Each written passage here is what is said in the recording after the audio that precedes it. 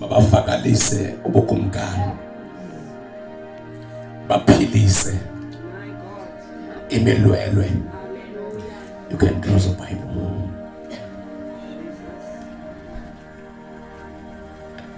Ngidinga nje attention yakho.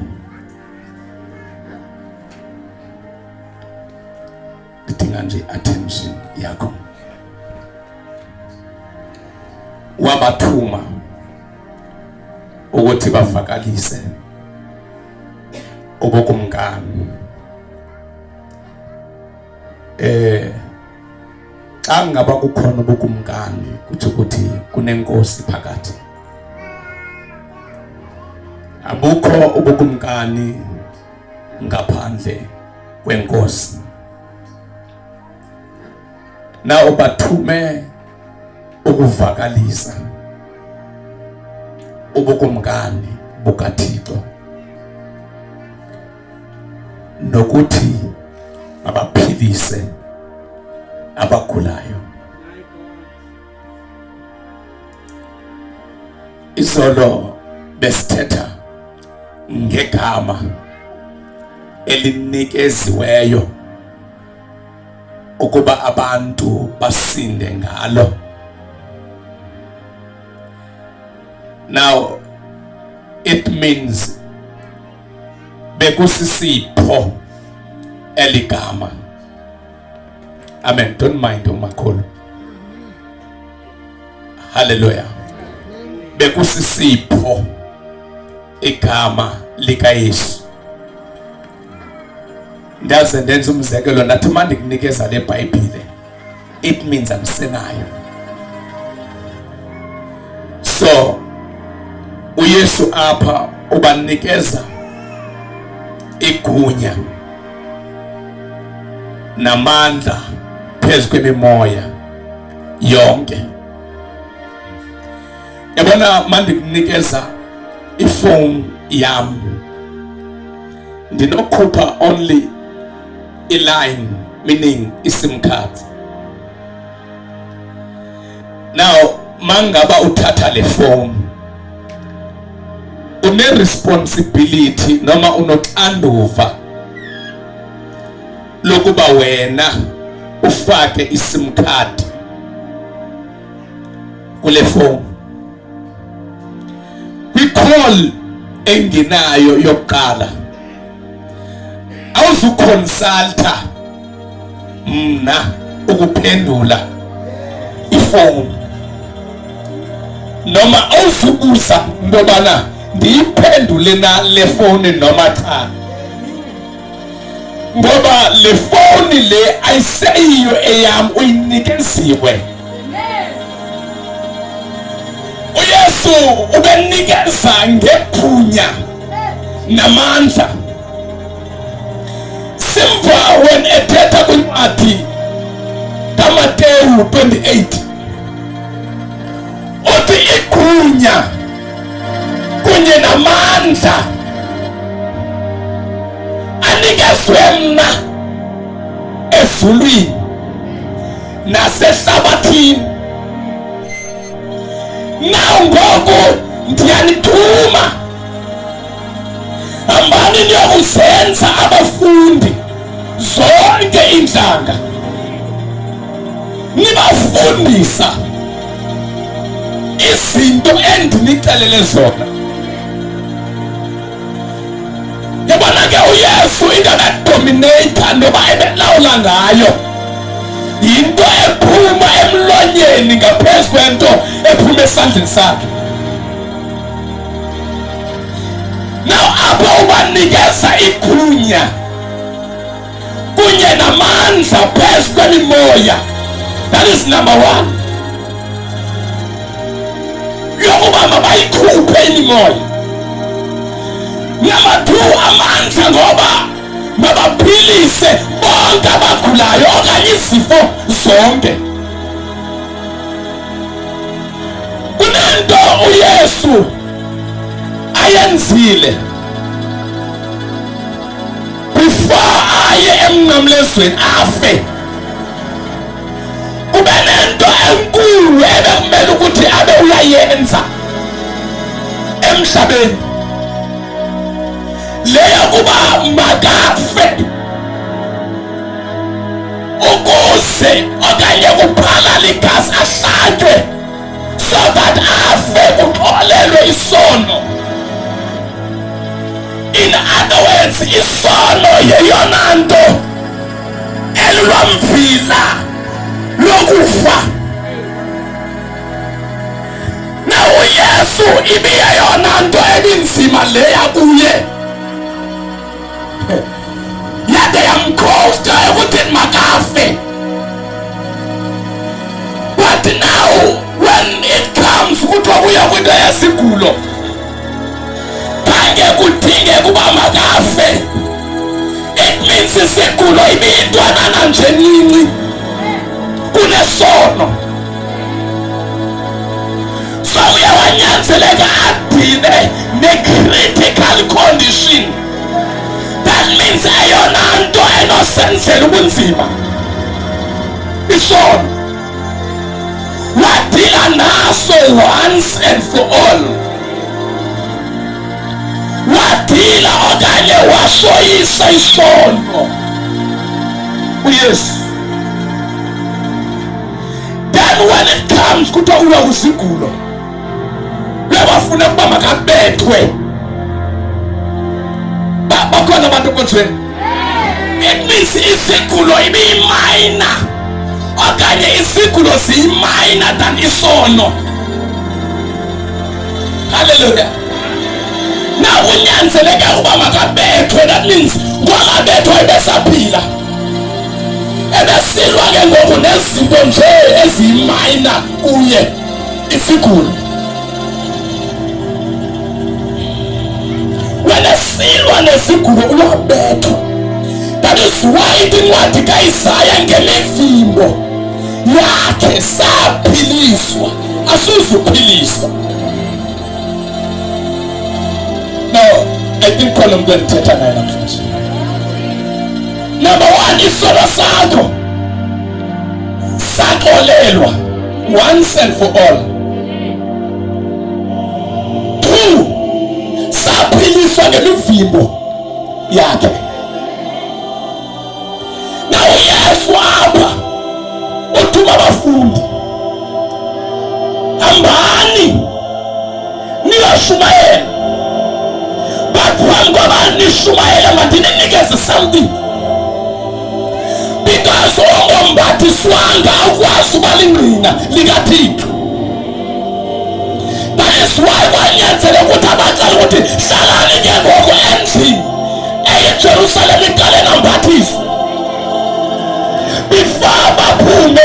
By the time beshumayela uYesu khona bekunyanzeleka ukuthi bafumane igunya from umlomo wakhe ukuze ne-demons ezi zibalulamele egameni lakhe.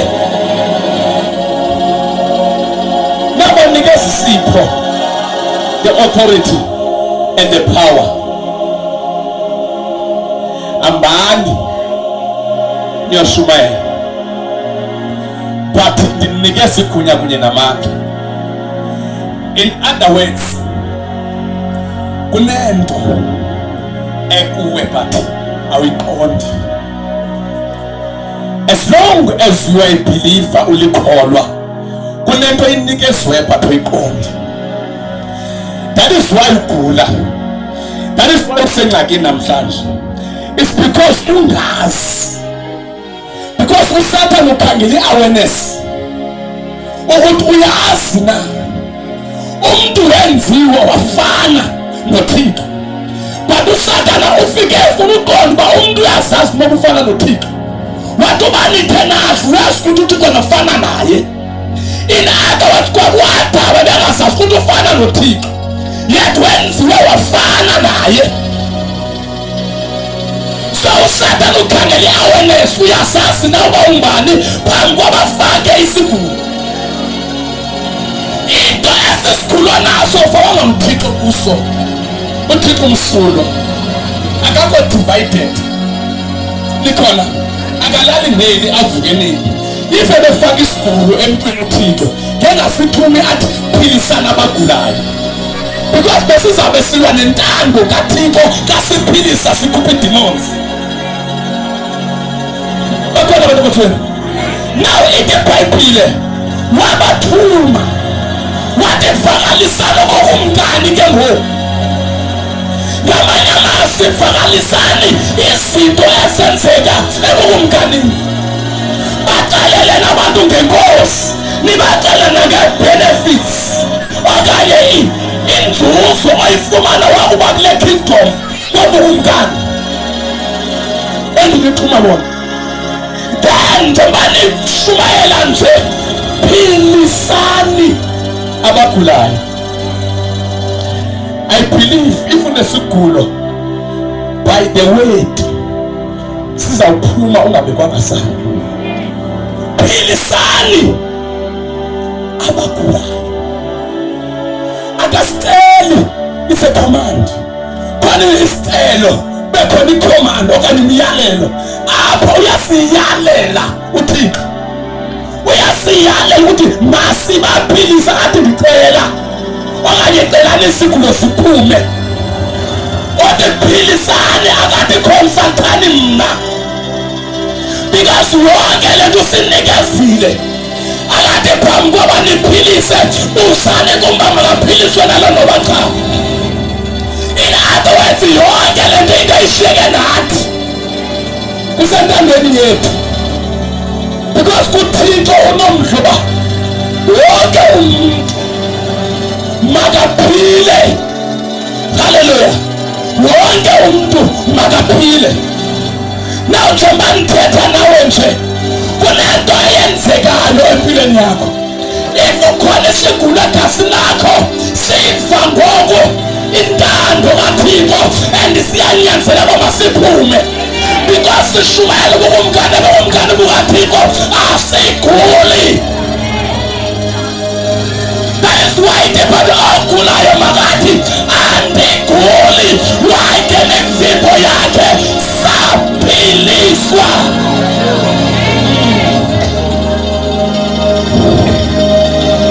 Wahlupheka makathi alihlupheki asisikeli.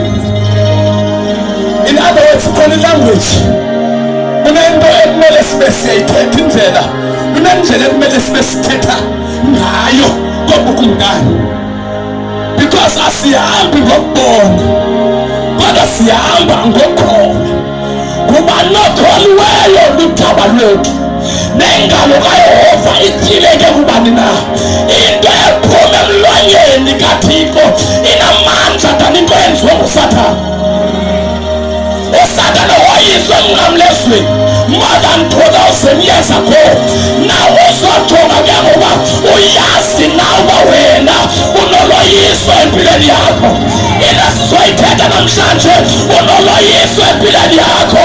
Ungakwazi ukuma nasefamilini yakho uthetha ubomi basikwenze nabo. Why sisala wabona bomngane? Baba umngane esingoba asicela into asizobhekasa kodwa sibonyana nentombi sikaThixo. Sebomngane bakhe ukhona ukuphila, ukhona ukuphumelela. Asikwazi ukubheka singoba umngane. Why uzowenzela lento empilweni yakho yethu sebomngane lukaThixo?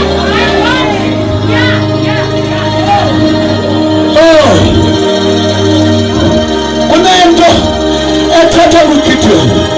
Wena isithulo sifika kuye sithi wena Gideon uThixo nawe kohandile elinamandla. The man yebosa umbuso unamandla njalo unathi kanjani sisehlelwa yilento esehlelayo. Then ingelosi lihamba ngamandla la wanawo. In other words, kunento yayistolwa kuthi the moment sisamkela uYesu kunento yafaka kuthi lesenza sikwazi ukulawula in the midst of challenges.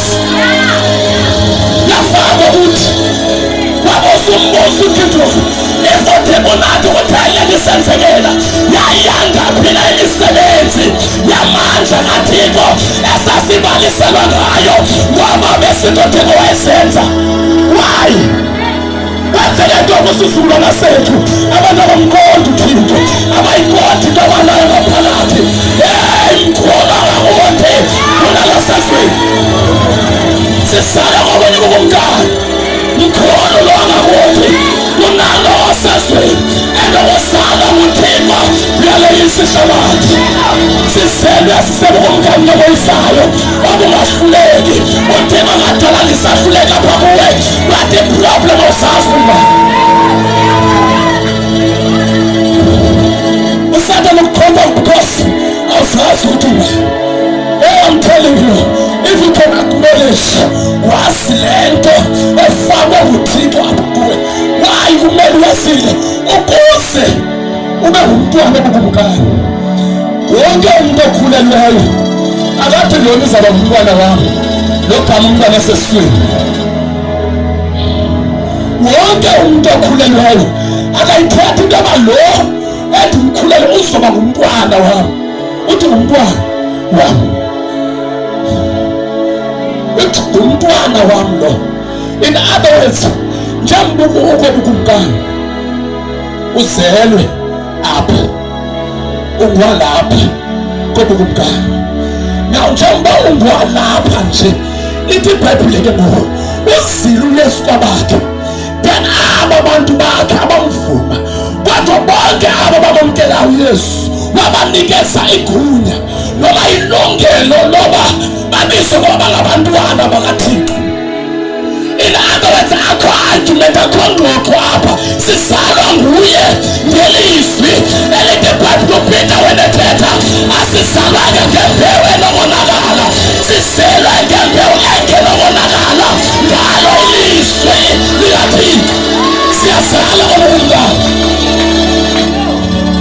shumayela nobukumkani nibaphilisa abagulayo. I'm feeling the anointing of healing is touching somebody today. Even indalo ithi iBhayibhile ayikhali indalo, even indalo yakhala ngoba isakhali yanwila ubaba uvelwa nyana bakaThixo esingwanyana kwabukumkani swanyana indalo leyanwila indalo yanwila baveswanyana inathotswanyana bakhona bathe bakaveli bathe kuvela silwanyana kumele usazi ukuthi ungani inganithanda ngoThixo akana-agenda balesibizo sibiza abanyana sonke wasisinjani mfazakhe